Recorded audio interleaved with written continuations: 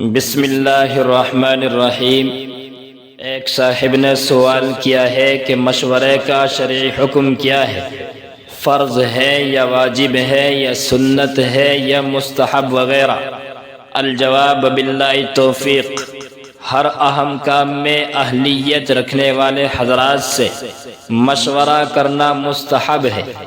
آپ صلی اللہ علیہ وآلہ وسلم ہر اہم اجتماعی کام میں صحابہ کرام رضی اللہ عنہم سے مشورہ کرتے تھے۔ حضرت ابو ہریرہ رضی اللہ تعالیٰ عنہ فرماتے ہیں کہ میں نے آپ صلی اللہ علیہ وآلہ وسلم سے زیادہ کسی کو مشورہ کرتے نہیں دیکھا۔